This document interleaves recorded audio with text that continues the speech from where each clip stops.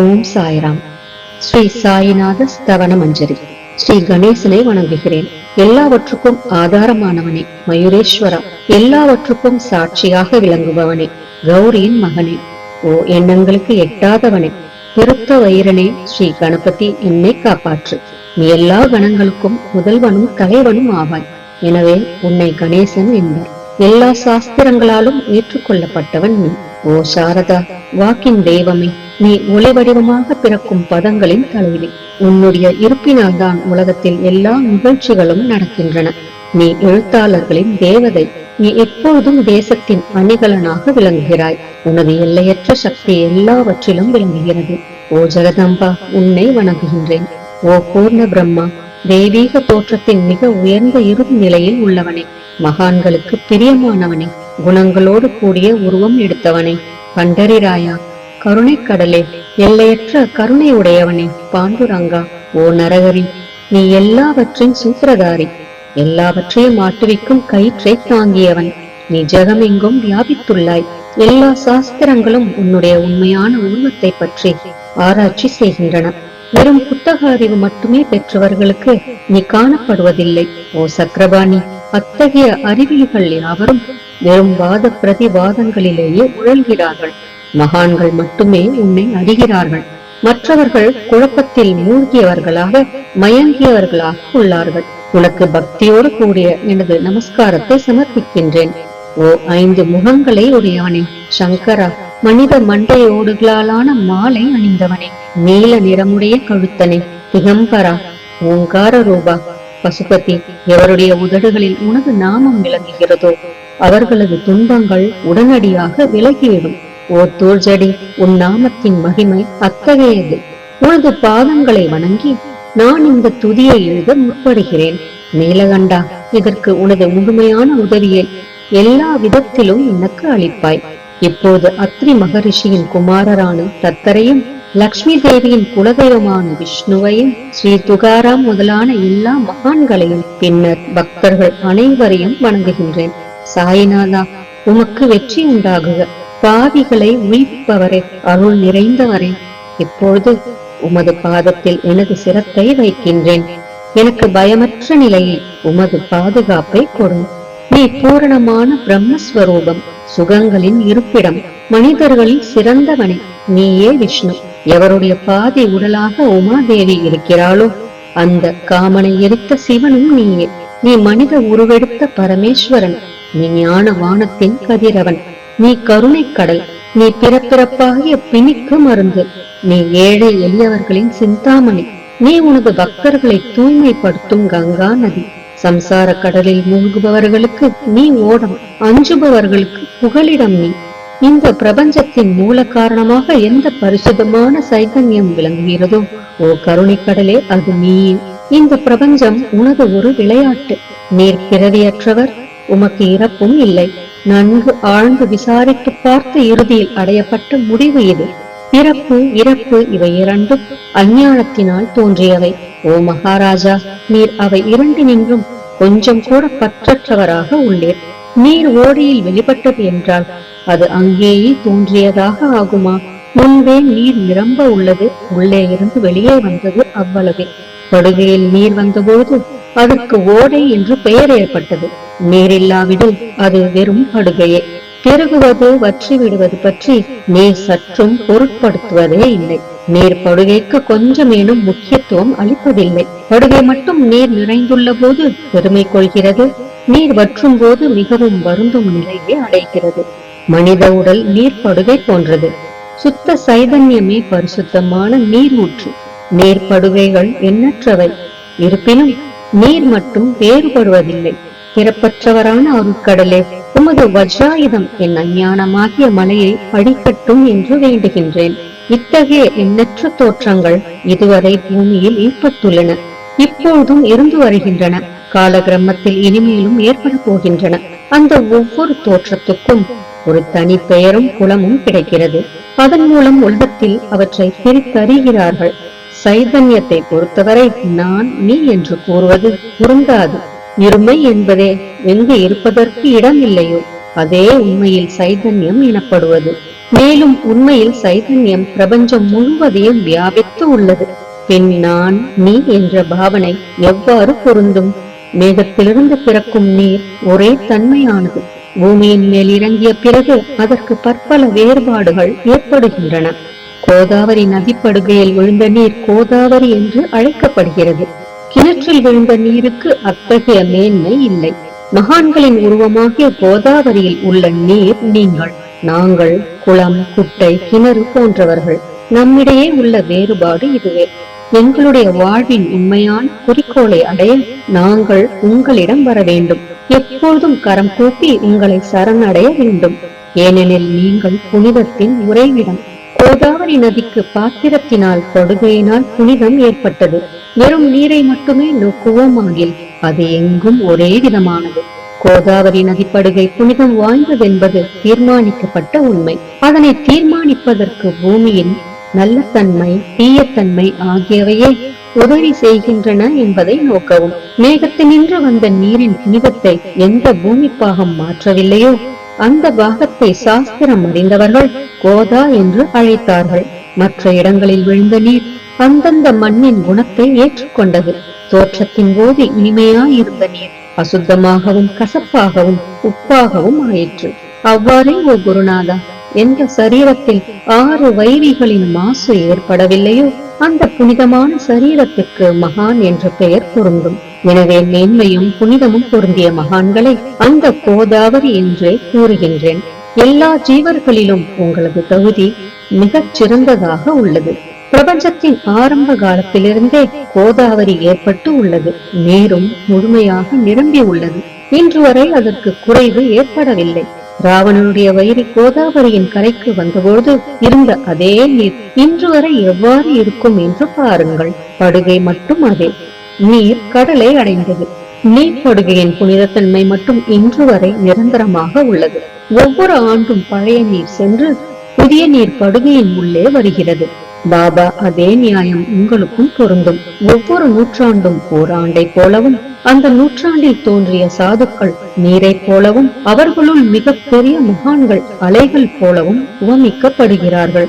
இந்த மகான்களின் உருவமாகிய கோதாவரியில் முதல் ஆண்டில் சனதர், சனகர், சனந்தனர் முதலியோரின் வெள்ளம் ஏற்பட்டது.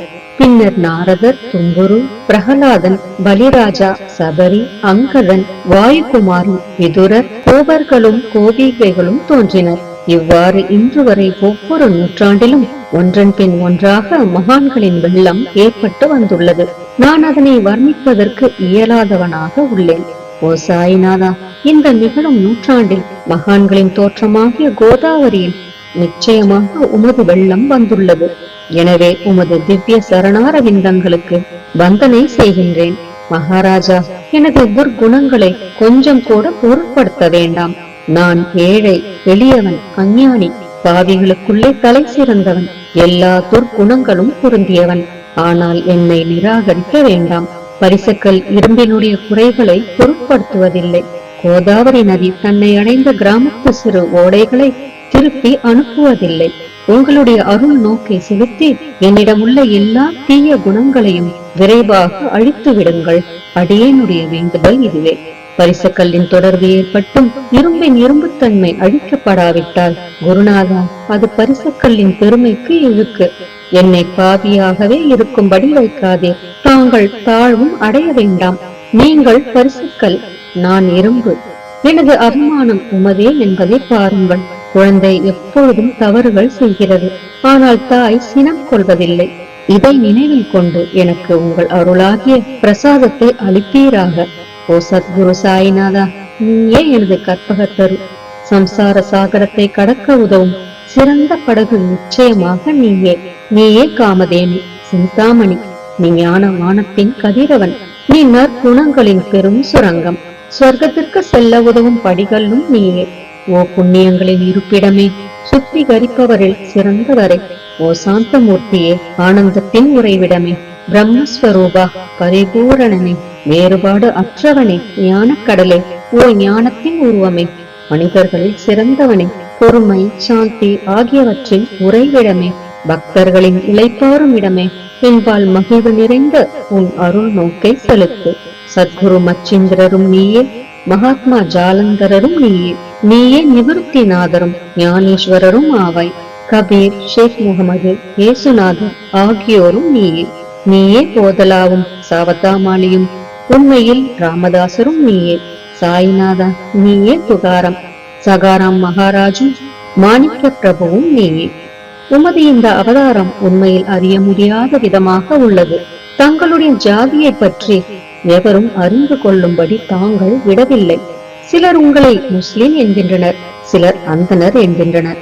கிருஷ்ணனுக்கு சமமான லீலைகளை தாங்கள் செய்கிறீர்கள். ஸ்ரீ கிருஷ்ணரை பார்த்து பலரும் பலவிதமாக பேசினர். சிலர் எதுகுலத்து அரிய ஆபரணம் என்றனர், சிலர் இடையன் என்றனர். யசோதை மென்மையான குழந்தை என்றாள். கம்சன் மகா காலன் என்றான். உத்தவர் அன்பு வடிவானவன் என்றார். அர்ஜுனன் பூர்ண ஞானி என்றான். அவ்வாறே தங்களை பற்றியும் தத்தமது மனதில் நிச்சயப்படுத்தியதற்கு தக்கபடி அவரவர்கள் அழைக்கின்றனர். மசூதி உங்களது இருப்பிடம். உமது காதுகள் குத்தி இருக்கப்படவில்லை. உங்களது பாதியா சரங்கையும் பார்த்துவிட்டு உங்களை முஸ்லிம் என்று கூறுவது பொருத்தமாகவே உள்ளது. அவ்வாறே கருணை வடிவான உமது அக்னி வழிபாட்டை பார்த்து நீங்கள் இன்றுதான் என்று எங்கள் மனதில் நிச்சயம் ஏற்பட்டது. ஆனால் வெளி விவகாரங்களில் உள்ள இத்தகைய வேறுபாடுகளை தர்க்கவாதிகளே விரும்புவார்கள். உண்மையான ஞானத்தில் ஆர்வமுள்ள பக்தர்கள் அவற்றுக்கு முக்கியத்துவம் அளிக்க மாட்டார்கள். நீங்கள் பிரம்மத்தின் நிலையில் விளங்குகிறீர்கள். உங்களுக்கு ஜாதியும் கோத்திரமும் இல்லை. நீர் எல்லோருக்கும் குருமூர்த்தியாகவும் ஆதி காரணமாகவும் உள்ளீர். முஸ்லிம் இந்துக்களிடையே பகைமை ஏற்பட்டதால் அவர்களை ஒற்றுமைப்படுத்துவதற்காக மசூதி, அக்னி இரண்டையும் ஏற்று பக்தர்களுக்கு உங்கள் லீலையை காட்டினீர்கள். தாங்கள் ஜாதி மதங்களுக்கு அப்பாற்பட்டவர். நீங்கள் பிரம்மமே. உண்மையில் நீங்கள் அது தத்துவமசி. நீங்கள் உண்மையில் தர்க்கங்களுக்கு அப்பாற்பட்டவர். உங்கள் முன்னால் எவ்வளவோ தர்க்க விதர்க்கங்கள் நிகழ்ந்தன. அங்கே எனக்கு சாதாரண மொழிகள் எப்படி ஏற்படும்? ஆனால் உங்களை பார்க்கும் போது என்னால் மௌனமாக இருக்க முடியவில்லை. துதி செய்வதற்கு உலக வழக்கில் பதங்களே சாதனமாக உள்ளன. எனவே உங்கள் அருளாசியுடன் பதங்களால் என்னென்ன வர்ணனைகள் ஏற்படுகின்றனவோ அவற்றை எப்பொழுதும் செய்வேன். மகான்களின் தகுதி கடவுளின் தகுதியை விட வேறுபட்டதும் மிக உயர்ந்ததும் ஆகும். சாதுக்களின் அருகில் எனது உனது என்ற வேறுபாடுகளுக்கு சிறிதேனும் இடமில்லை. ஹிரண்ய கசிபுவுக்கும் ராவணனுக்கும் கடவுளை வெறுத்ததன் மூலம் மரணம் ஏற்பட்டது. இத்தகைய சம்பவம் ஒன்று கூட மகான்களின் கரத்தால் நிகழவில்லை. அரசன் கோபிச்சந்தன் ஜாலந்தரரை சாண குவியலில் புதைத்தான். ஆனால் அந்த மகான் மனம் வருந்தவில்லை. மாறாக அந்த அரசனை சம்சார சுழலிலிருந்து விடுவித்து அமரனாக செய்துவிட்டார். இத்தகைய மகான்களின் மேன்மையை எவ்வாறு வர்ணிப்பேன்? மகான்கள் சூரியனை போன்றவர்கள். அவர்களின் கருணை ஒளிமயமானது. மகான்கள் சுகம் தரும் சந்திரனை போன்றவர்கள். அவர்களது அருள் சந்திரனுடைய ஒளி போன்றது. மகான்கள் இதமளிக்கும் கஸ்தூரி போன்றவர்கள். அவர்களின் அருள் அதன் நறுமணம் போன்றது. மகான்கள் ரசம் நிரம்பிய கரும்பு போன்றவர்கள். அவர்களது அருள் அதன் இன்சுவை போன்றது. மகான்கள் நல்லவரிடமும் தீயவரிடமும் ஒரே விதமாக நடந்து கொள்கிறார்கள். மாறாக பாவிகளிடமே எல்லையற்ற அன்பு உள்ளவர்களாக உள்ளார்கள். கோதாவரி நதியின் நீரில் அழுக்கடைந்த துணிகளே துவைப்பதற்காக வருகின்றன. சுத்தமானவை கோதாவரியினின்று வெகு தொலைவில் பெட்டியிலேயே தங்குகின்றன. பெட்டியில் வைக்கப்பட்டிருந்த அந்த துணியும் ஒருமுறை கோதாவரியின் படுகையில் நன்றாக துவைப்பதற்காக வந்தது. இந்த உவமையில் பெட்டிதான் வைகுந்தம். நீங்களே கோதாவரி, நம்பிக்கையே படிதுரை, ஜீவாத்மாக்களே துணிகள். 6 வித விகாரங்களே அவைகளை பற்றியுள்ள அழுக்கு. உங்களது பாதார விந்தங்களை தரிசிப்பதே கோதாவரி ஸ்நானமாகும். எல்லா அழுக்குகளையும் போக்கி சுத்தப்படுத்துவதில் நேர் மிகுந்த சாமர்த்தியசாலி. சம்சாரத்தில் உழலும் ஜனங்களாகிய நாங்கள் மேலும் அழுக்கு படிந்தவர்களாக உள்ளோம். எனவே மகான்களின் தரிசனம் பெறுவதற்கு உரிமை பெற்றவர்கள் நாங்கள்.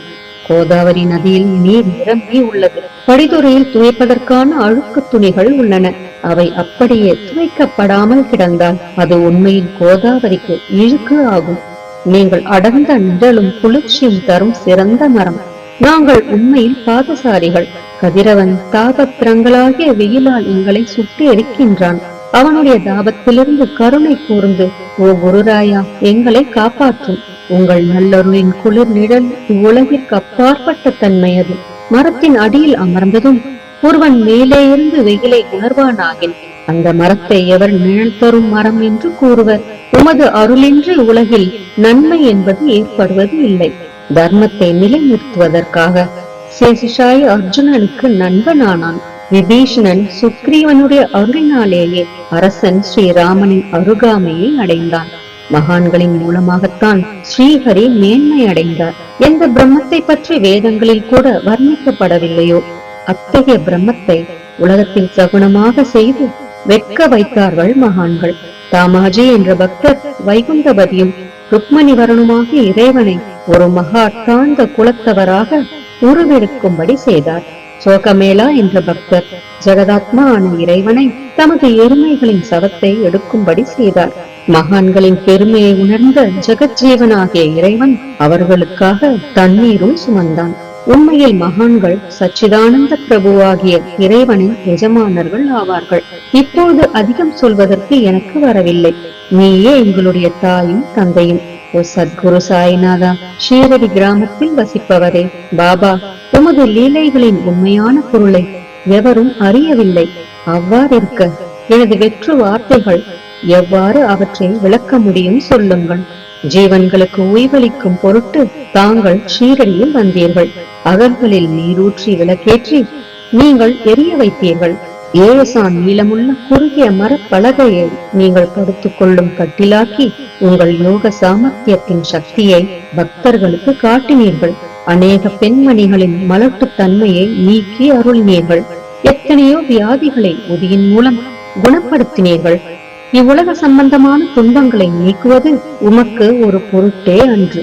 யானை ஒன்று இரும்பை ஒரு சுமையாக எவ்வாறு கருதும்? இப்போது குருராயா, இந்த எளியவன் பால் கருணை காட்டுவீராக. நான் உமது பாதங்களை அண்டியுள்ளேன். என்னை திருப்பி அனுப்பிவிடாதீர்கள். நீர் அரசருக்கெல்லாம் அரசர், குபேரனுக்கும் குபேரர், வைத்தியருக்கெல்லாம் வைத்தியர். உங்களை விட சிறந்தவர் எவரும் இலர். மற்ற தெய்வங்களை பூஜிப்பதற்கு அதற்கு தகுந்த சிறப்பு உபகரணங்கள் உள்ளன. ஆனால் உம்மை பூஜிப்பதற்கு உலகில் பொருட்களே இல்லை. சூரியனுடைய இல்லத்தில் தீபாவளி பண்டிகை வந்ததென்றால் எப்பேற்பட்ட பொருட்களை கொண்டு அதை கொண்டாடுவோம். சமுத்திரத்தின் தாகத்தை தீர்க்க இந்த புவியிடத்தில் நீர் இல்லை. நெருப்பை உஷ்ணப்படுத்த எங்கிருந்து அக்னி கொண்டு வருவது? ஓ ஸ்ரீ சமர்த்தா குருராயா, பூஜைக்குரிய பொருட்கள் யாவும் உண்மையில் உமது ஆத்மாவின் அம்சமாய் உள்ளன. மேற்கூறப்பட்டவையெல்லாம் தத்தருஷ்டியால் கூறப்பட்ட பேச்சுக்களே அன்றி என் மனதில் அனுபவத்தால் ஏற்பட்டவை அன்று. அனுபவம் இன்றி கூறப்படும் பதஜாலங்கள் வீணே ஆகும். போகட்டும். உலக வழக்கத்தின்படி உமக்கு நான் பூஜை செய்யலாம் என்றால் அதனை செய்வதற்கு தேவையான திறமை எனக்கு இல்லை எனது குருநாதா. பலவித கற்பனைகள் செய்து உமக்கு பூஜை செய்கிறேன். அருள் மிகுந்தவரே, அடியனுடைய அத்தகைய பூஜையை ஏற்றுக்கொள்வீராக. இப்போது அன்பு கண்ணீரால் உமது பாதங்களை கழுவுகின்றேன். உண்மையான பக்தியாகிய சந்தனத்தை அரைத்து உமக்கு பூசுகின்றேன். எனது அழகிய பதங்களாகிய இந்த கவனியை உமக்கு அணிவிக்கின்றேன். பிரேமை என்ற மலராகிய மாலையை உமது கழுத்தில் அணிவிக்கின்றேன். எனது துர்க்குணங்களாகிய தூபத்தை உமக்கு முன்பு எரிய விடுகின்றேன். அது மிக தீய பொருளாயினும் அது நின்று தீய வாசனை எழுவதில்லை. சத்குருவுக்கு முன்பு அன்றி வேறு எங்கெங்கு தூபம் எரிவிடப்படுகிறதோ அங்கெல்லாம் தூப பொருளுக்கு ஏற்படும் நிலை வருமாறு தூப திரவியத்திற்கு அக்னியின் ஸ்பரிசம் ஏற்பட்ட மாத்திரத்தில் அதனது நறுமணம் என்ற நல்ல குணம் அதனை விட்டுவிட்டு சென்று விடுகிறது. உமது எதிரே இதற்கு மாறாக நிகழ்கிறது. தீய தன்மைகள் அக்னியில் எரிந்து விடுகின்றன. உலகம் பார்த்து மகிழும்படி சத்குணம் எவ்வித குறைவுமின்றி தங்கிவிடுகிறது. மனிதனுடைய தீய குணங்கள் யாவும் எரிந்த பின் மனம் மாசற்றதாகிறது. கங்கையிலுள்ள மாசுகள் நீங்கியவுடன் அவள் இயல்பாகவே புனிதமடைகின்றாள். மாயை மோகம் என்ற தீபத்தை உமக்கு சுற்றுகின்றேன். அதன் மூலம் எனக்கு வைராக்கியம் என்ற ஒளி கிடைக்கும். உனக்கு அமர்வதற்கு சுத்தமான நம்பிக்கை என்ற சிம்மாசனத்தை அளிக்கின்றேன். அதனை ஏற்று பக்தி என்ற நைவேத்தியத்தையும் எடுத்துக் கொள்வாயாக. பக்தி நைவேத்தியத்தை நீ உண்டுவிட்டு அதனது ரசத்தை எனக்கு கொடு. ஏனெனில் நான் உமது பச்சிலும் குழந்தை. உனது பாலில் எனக்கு உரிமை உண்டு. எனது மனதை உமக்கு தட்சணையாக அர்ப்பணிக்கின்றேன். அதனால் கர்த்தத்துவம் என்பது எந்த விதத்திலும் என்னிடம் இருக்காது.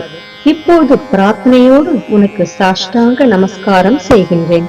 ஓ புண்ணிய ஸ்லோகா சாய்நாதா, அதனை தாங்கள் ஏற்றுக்கொள்வீராக. பிரார்த்தனாஷ்டகம். சாந்தமான மனமுடையவரே, சிறந்த அறிவுடையவரே, சாய்நாதா, அருள் நிறைந்தவரே, கருணை கடலே, சத்திய ஸ்வரூபமானவரே, மாயையாகிய இருளை அழிப்பவரே, ஜாதி மதங்களுக்கு அப்பாற்பட்டவரே, சாதனையின் முடிவை அடைந்தவரே, எண்ணங்களுக்கு அப்பாற்பட்டவரே, கருணைக்கு உறைவிடமே, ஷீரடி கிராமத்தில் உறைபவரே, ஓ சாயிநாதா, என்னை காப்பாற்றும், என்னை காப்பாற்றும். ஞானமாகிய கதிரவனே, ஞானத்தை அளிப்பவரே, எல்லாவித நன்மைகளையும் செய்பவரே, பக்தர்களின் இதயத்தில் உழவும் அன்னமே, உமது பாதங்களை அடைந்தவரை காப்பவரே, சிருஷ்டி செய்யும் பிரம்மா நீ, காக்கும் தெய்வமான லட்சுமியின் கடனும் விஷ்ணுவும் நீயே, உண்மையில் உலகங்களையும் லயமடைய செய்யும் ருத்ரனும் நீயே. நீர் இல்லாத இடம் இவ்வுலகத்தில் எங்கும் இல்லை. சாய்நாதா, நீர் எல்லாம் அறிபவர், எல்லோரின் இதயத்திலும் உறைபவர். எனது எல்லா குற்றங்களையும் மன்னிக்க வேண்டுமென்று வேண்டுகின்றேன். பக்தியின்மை, சந்தேகங்கள் போன்ற அலைகளை விரைவில் நீக்குவீராக. நீர் பசு, நான் பச்சுலங்கன்று. நீர் சந்திரன், நான் சந்திரகாந்தக்கல். உங்கள் பாதங்கள் கங்கா நதியின் ஸ்வரூபமானவை. அவற்றை நான் பக்தியோடு வணங்குகின்றேன். இப்பொழுது உமது அடைக்கலம் அளிக்கும் அருள்மயமான கரங்களை எனது சிரத்தின் மேல் வைப்பீராக. எனது வருத்தங்களையும் கவலைகளையும் நீக்குவீராக. இந்த கணு தங்கள் பணியாளன். இந்த பிரார்த்தனாஷ்டகத்தை கூறி நான் சாஷ்டாங்க நமஸ்காரம் செய்கின்றேன். எனது பாவங்களையும் துன்பங்களையும் ஏழ்மையையும் உடனடியாக நீக்குவீராக. நீர் பசு, நான் கன்று. நீர் தாய், நான் குழந்தை. என் விஷயத்தில் மனதில் கடினம் கொள்ள வேண்டாம். நீர் மலையகிரியில் உள்ள சந்தன மரம், நான் முள்ளடர்ந்த புதர். நீர் புனிதமான கோதாவரி நீர், நான் பெரும் பாவி. ஓ குருராயா, உமது தரிசனம் ஏற்பட்ட பிறகும் என்னிடத்தில் உள்ள துர்க்குணம் என்ற மாசு அவ்வாறே தங்கி இருக்குமாகில் உம்மை சந்தனம் என்று எவர் கூறுவர்? கஸ்தூரியின் அண்மையை அடைந்த மண்ணும் உயர்வாக மதிக்கப்படுகிறது. மலர்களின் அண்மையால் நாரும் தலையில் உயர்ந்த இடத்தை பெறுகிறது. மகான்களின் தன்மையும் இத்தகையது. அவர்கள் எந்தெந்த பொருட்களை ஏற்றுக்கொள்கிறார்களோ அவற்றை உயர்ந்த நிலைகளில் அடைவிக்கிறார்கள்.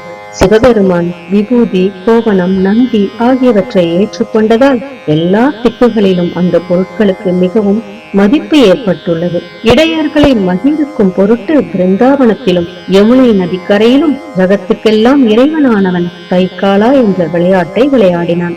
ஞானிகள் அவ்விளையாட்டையும் உயர்வாக மதிக்கிறார்கள். அவ்வாறே நான் துராசாரி ஆயினும் உம்மை அடைந்துள்ளேன். ஓ குருராயா, எனவே இதை பற்றி உம் உள்ளத்தில் எண்ணிப்பாரும். ஓ குருராயா, ஈகத்திலும் பரத்திலும் எந்தெந்த பொருட்களை சுகமென்று என் மனம் சந்தேகமர கருதுகின்றதோ அவற்றையெல்லாம் நிறைவேற்ற வேண்டும். உமது கருணையினால் இவ்வாறு செய்துவிடும். எனது மனதை அடக்கிவிடும். சமுதிரத்தை இனிமையாக செய்துவிட்டால் பிறகு உப்புத்தன்மையை பற்றிய பயம் இல்லை. சமுதிரத்தை இனியதாக்கும் சக்தி உண்மையில் உமக்கு உண்டு. எனவே தாஸ்கனுவின் இந்த வேண்டுதலை நிறைவேற்றுவீர். என்னிடம் என்னென்ன குறைகள் உள்ளனவோ அவை அனைத்தும் உமதே. சித்தருக்கெல்லாம் அரசனான உமக்கு குறை என்பது பொருந்தாது. இப்போது அதிகமாக சொல்வது எதற்காக? நீரே எனக்கு ஆதாரம். தாயினுடைய இடுப்பில் உள்ள குழந்தை இயல்பாகவே பயமற்று இருக்கிறது. ஓ மகாராஜா, இந்த துதியை எவரவர்கள் அன்புடன் படிக்கிறார்களோ கேட்கிறார்களோ அவரவர்களுடைய விருப்பங்களை நிறைவேற்றுவீர். இந்த துதியை படிப்பவர்களின் கேட்பவர்களின் 3 வித தாபங்களும் ஓர் ஆண்டுக்குள் விலகிவிடும் என்பதே இந்த துதியின் மேல் உமது நிரந்தரமான அருளாசியாக இருக்கட்டும். ஸ்நானம் முதலியவற்றை செய்து சுத்தமாக ஆன பின் உங்கள் மனதில் சுத்தமான பக்தியோடு தினமும் இந்த துதியை படிக்கவும். இவ்வாறு செய்ய முடியாவிட்டால் ஒவ்வொரு வியாழக்கிழமை அன்றும் மனதில் சத்குரு மூர்த்தியை இருத்தி படிக்கவும். அதுவும் கூட இயலாவிடில் ஏகாதசி தோறும் அதன் விளைவுகளை பார்ப்பதற்காக இந்த துதியை படியுங்கள். துதியை படிப்பவர்களுக்கு இறுதி கணத்தில் உயர்ந்த நிலையை குருமூர்த்தி அளிப்பார். நான் சொல்வதை கேட்டுக் கொண்டிருப்பவர்களே, இவ்வுலகியல் ஆசைகளை அவர் விரைவில் நிறைவேற்றுவார். இந்த துதியை பாராயணம் செய்வதால், மீண்டும் மீண்டும் படிப்பதால் முட்டாள்கள் அறிவாளிகள் ஆவார்கள். எவருக்காயினும் வாழ்நாள் குறைவாக இருப்பின் அவர்கள் இதை படிப்பதால் 100 ஆண்டு ஆயுள் உள்ளவர்கள் ஆவார்கள். இந்த துதியை படிப்பதால் செல்வத்துக்கு குறைவு இருந்தால் குபேரன் அவர்களது இல்லத்துக்கு வந்து பணி செய்வான். இது சத்தியம் என்று மும்முறை உரைக்கின்றேன். சந்ததியற்றவர்களுக்கு இந்த துதியை படிப்பதால் குழந்தை செல்வம் கிட்டும்.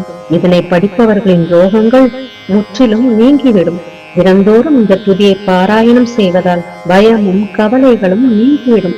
மதிப்பும் மரியாதையும் உயரும். அழிவற்ற பிரம்மத்தை உணர்வார்கள். ஓ அறிவாளிகளே, உங்களது மனதில் இந்த துதியை பற்றி நம்பிக்கை கொள்ளுங்கள். தர்க்கங்கள், தவறான எண்ணங்கள் ஆகியவற்றுக்கு கொஞ்சம் கூட இடம் கொடுக்க வேண்டாம். ஷீரடி சேஸ்திரத்துக்கு யாத்திரை செல்லுங்கள். பாபாவின் திருவடிகளை மனதில் இருக்குங்கள். அவர் அநாதைகளின் உறவினர். பக்தர்களின் விருப்பங்களை பூர்த்தி செய்யும் கற்பகத்தரு. அவருடைய பேராணையினாலேயே இந்த துதியை எழுதினேன். இல்லாவிடில் பாமரனாகிய என்னால் இத்தகைய படைப்பு எவ்வாறு ஏற்பட முடியும்? சக ஆண்டு 1840 பாத்திரபதம் மாதம் சுத்தபட்சத்தில் கணேச சதுர்த்தி திதியன்று திங்கட்கிழமை 2வது பிரகரத்தில் புனிதமான நர்மதா நதி தீரத்தில் உள்ள மகேஸ்வரர் என்ற சேஸ்திரத்தில் ஸ்ரீ அகல்யா தேவி சன்னதியில் ஸ்ரீ சாயிநாத ஸ்தவன மஞ்சரி நிறைவடைந்தது. மகேஸ்வரம் என்ற புகழ்பெற்ற சேஸ்திரத்தில் இந்த துதி நிறைவடைந்தது. ஸ்ரீ சாயிநாதரின் மனதில் புகுந்து ஒவ்வொரு பதத்தையும் என்னை கூற வைத்தார். தாமோதரன் என்ற சீடன் இந்த துதியை எழுதினான். தாஸ்கனுவாகிய நான் எல்லா மகான்களுக்கும் பணியாள். ஸ்ரீ சாயிநாத ஸ்தவன மஞ்சரி சம்சார சாகரத்தை கடக்க உதவட்டும். ஓ பாண்டுரங்கா, இதுவே தாஸ்கனுவின் பக்தி மிகுந்த பிரார்த்தனை. மங்களம் மங்களம் சுபமங்கலம். ஜெய் ஜெய் சாயம். நம் சாயப்பாவின் பரிபூரணமான ஆசீர்வாதங்கள் அனைவருக்கும் கிடைக்க வேண்டும் என்று நான் மனதார பிரார்த்தனை செய்கிறேன். அனைவரும் எல்லா நலன்களையும் பெற்று மிகவும் சிறப்பான, மகிழ்ச்சியான, நிம்மதியான, ஆரோக்கியமான வாழ்க்கை வாழ நம் சாயப்பா நம் அனைவரையும் ஆசீர்வதிக்கட்டும். ஜெய் ஜெய் சாயராம்.